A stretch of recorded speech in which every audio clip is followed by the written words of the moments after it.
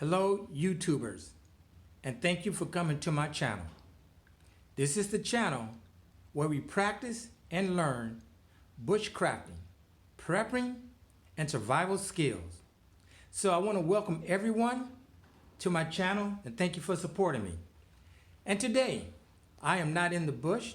However, I am in my garage, and I just want to focus today on survival with minimum gear. If you're ever out in the bush and you get lost or some unforeseen thing happens where your main focus is to get to a safe place, that can be your car, your house, or just wherever there's help. But you want to be able to survive until you get to a place of safety. So today, I just want to go over a few things that I think would be very beneficial that I would like to share with you all. The first thing I want to focus on is whenever you go into the bush, you always want to have a whistle. A whistle is an international communication tool. The way that you can always communicate with someone is by having 3 short bursts, 3 long bursts, and 3 short bursts. And since I'm in my garage, I'll give you a slight demonstration.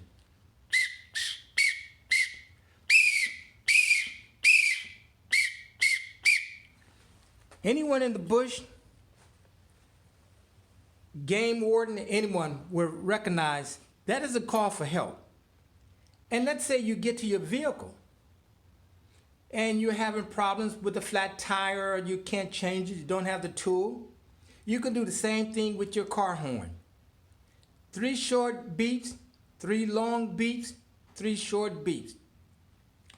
And you can also do that with a flashlight. If you have a flashlight, you can actually do 3 short ones, 3 long ones.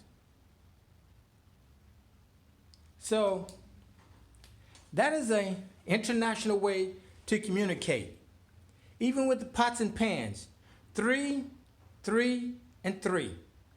Someone would know someone needs help. The next item that is so important is a good knife. And I would recommend a fixed blade knife, preferably a Scandinavian grind knife. That is full tang. However, a lot of people may want to carry something larger. This knife here is it's made by Condor.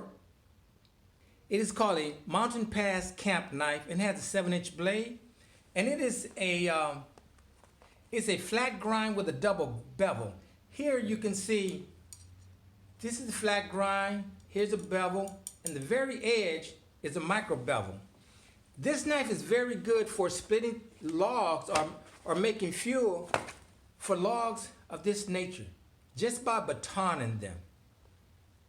So you can baton the wood, you can chop it, it's very good. And you can do the same thing with the Scandinavian knife. This knife is made by Condor as well. It is called a Teresa. It is a Scandinavian grind, and it feather sticks superbly. The blade is like 4 inches. It's carbon steel, and the Mountain Pass Camp Knife is carbon steel as well. So when you're in the bush, anytime you're under distress, or when you enter in the bush, you want to have a whistle and a full tang knife at a minimum.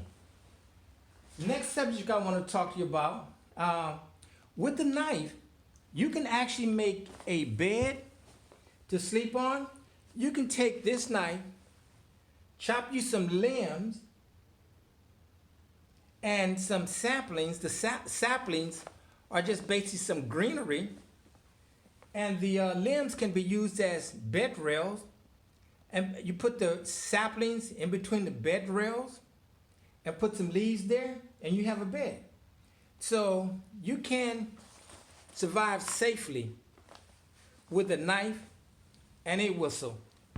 And another thing, the next thing you want to be able to do is be able to build a fire.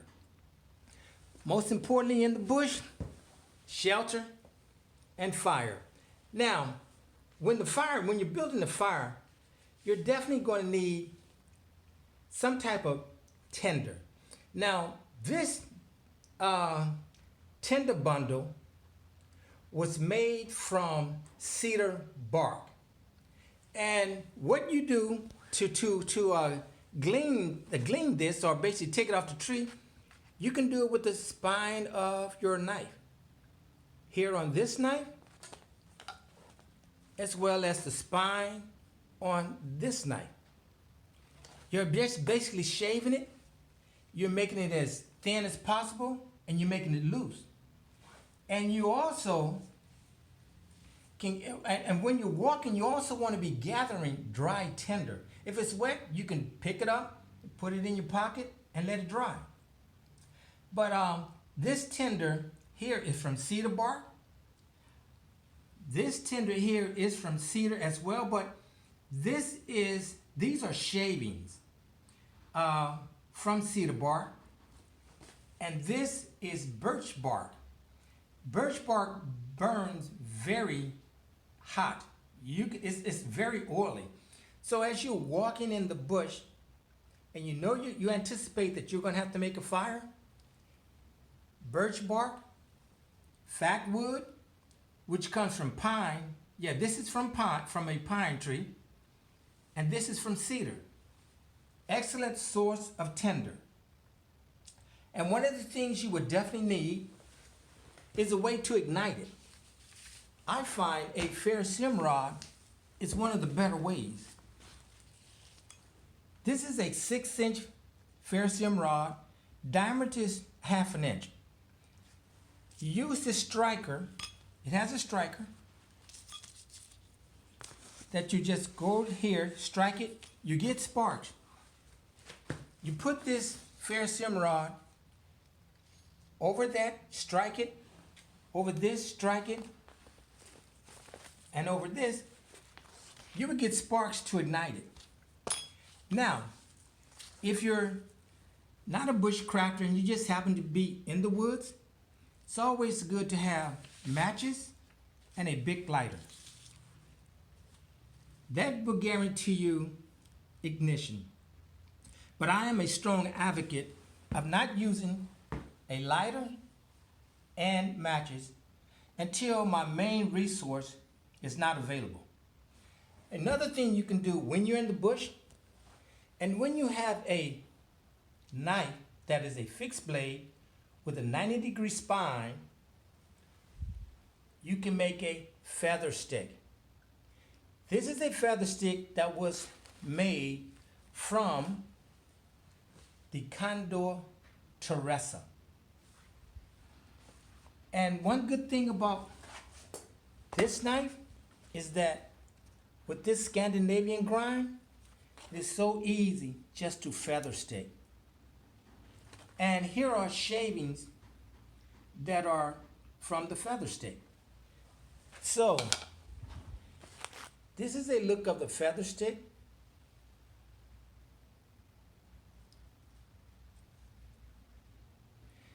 And these are shavings from the feather stick.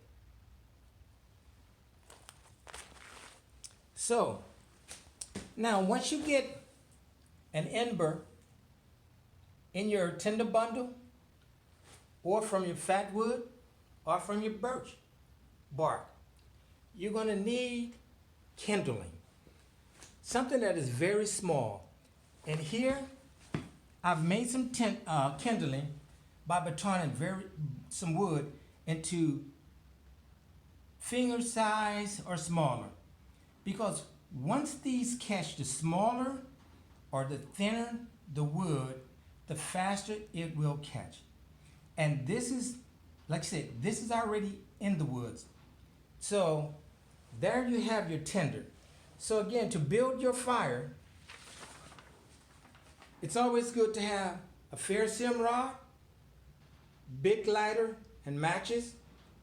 And you want to gather tinder as you're walking along. Here is a Tinder Bundle from bark.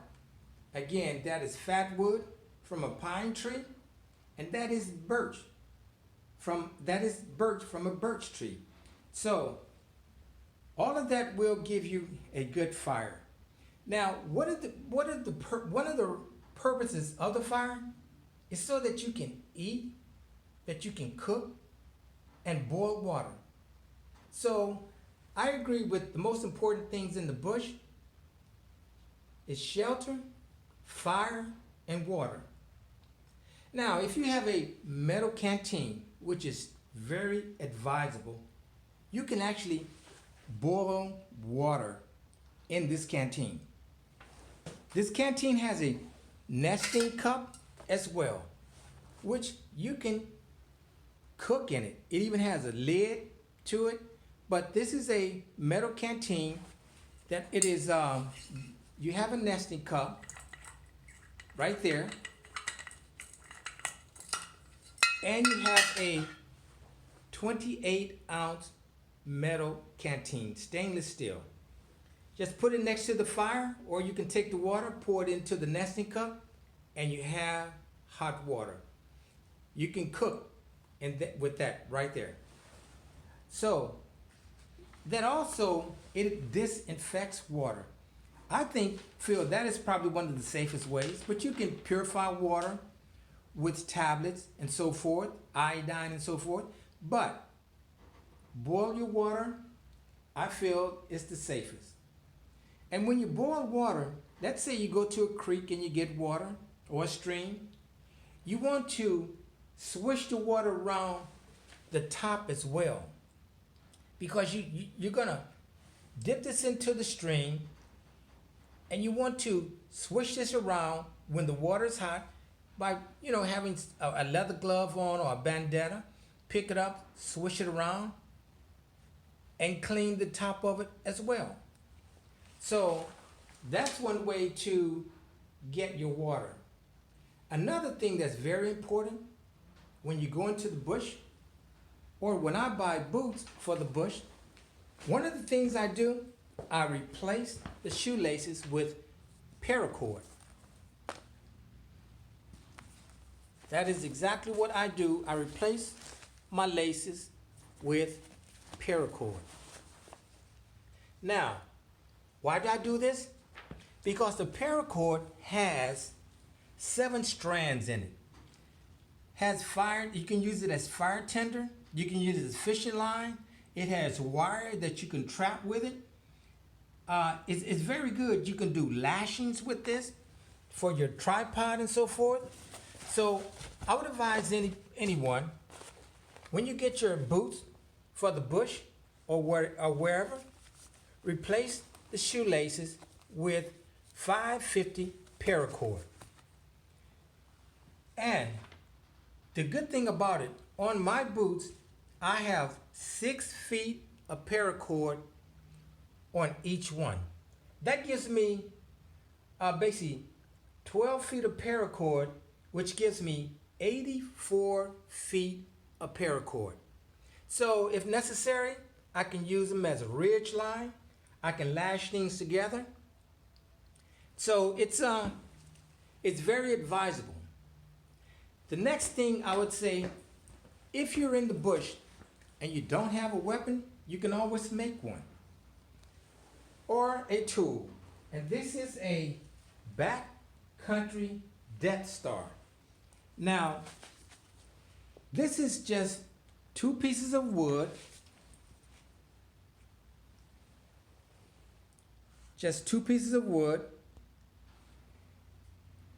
that I carved out the middle, joined them together with bank line. If you don't have bank line, use paracord. But I then sharpen each end to a point. So you can use this to hurl, if need be, to harvest grouse, squirrels, rabbits, or just to fend off predators. So these are some of the things that is very advisable to use while you're in the bush. The next thing is a survival kit. It is very important that you have a compass and know how to use that compass.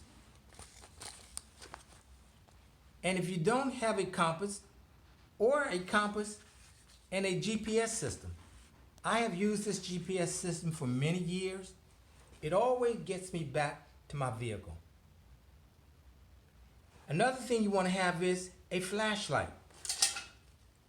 A flashlight is imperative, and even better yet is a headlight, because with a headlight, your hands are free.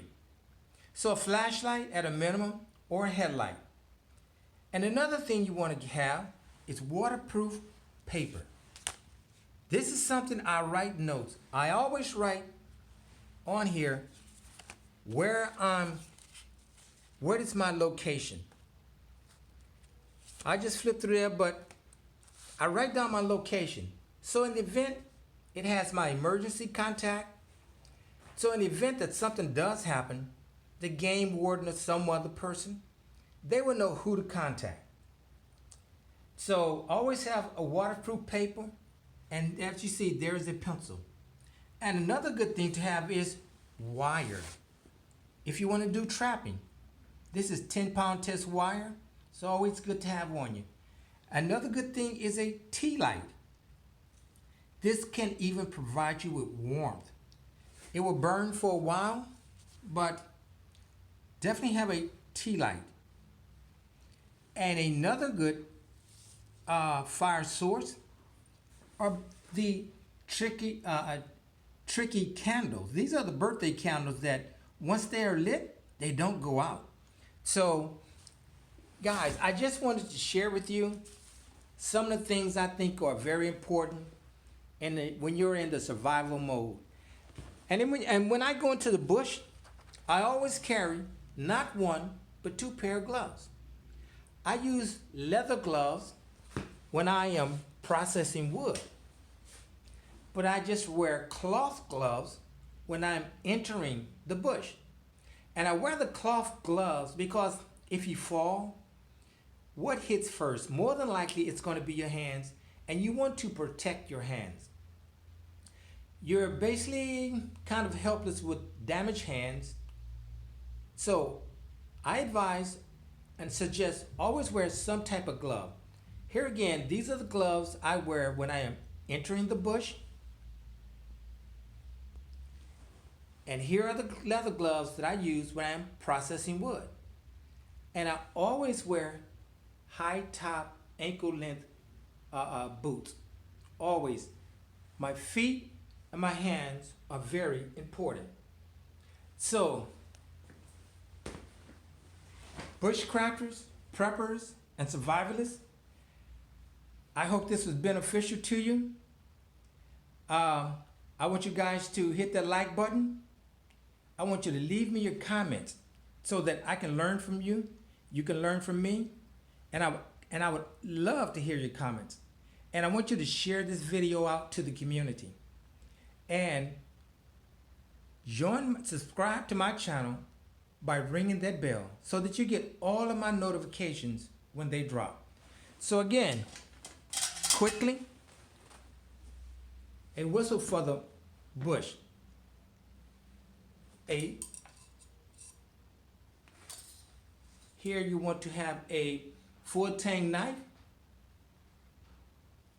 to take care of things like processing wood. As you're walking in the bush, you want to collect tinder. This again is from cedar. Shavings from, this is fat wood. That is from a pine tree. And this is from a birch tree. This is birch bark from a tree. You can always make a feather stick from using one of these tools or similar. Feather stick along with curls. You can always start the fire, ignite the fire with a Ferroceium rod. If you don't have that, matches and a lighter.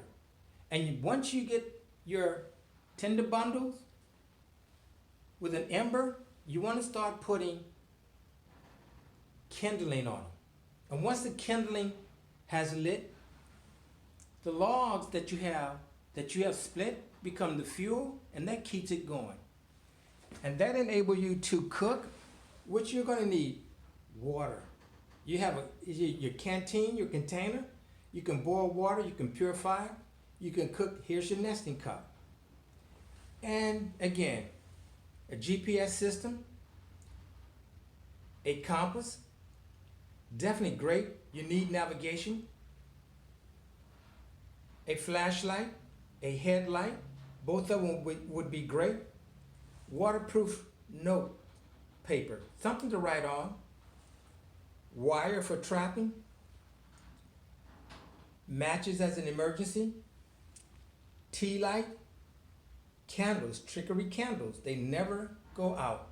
So, and again, leather gloves to process wood, cloth gloves to enter the woods, and a tool to harvest grouse, rabbits, squirrels.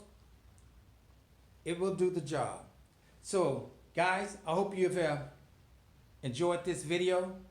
Again, hit the like button, leave me your comments, share the video out, and subscribe to my channel by ringing the bell. Thank you, YouTubers. I'll see you on the next video.